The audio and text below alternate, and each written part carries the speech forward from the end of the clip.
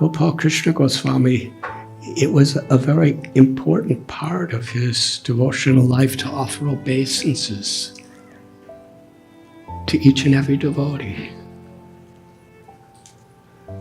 Because from a material, from a social perspective, he was in such a high position.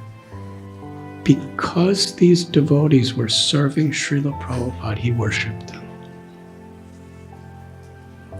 I never heard of any time he ever found fault with anyone. Throughout his whole life, he didn't criticize. This was his love for Srila Prabhupada. This was his faith in Srila Prabhupada. This was his surrender to the path of bhakti. That anyone, wherever they're coming from, he was offering obeisances to them if they were offering service to his Guru Maharaj, Srila Prabhupada.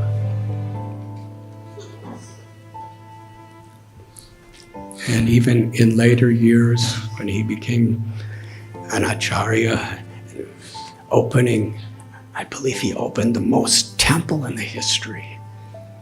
He inspired the most book distribution in history. He distributed the most prasad in history.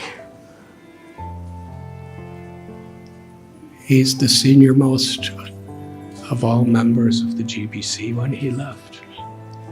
The chairman of the Indian Bureau, which is like the legal entity that oversees all the properties of India.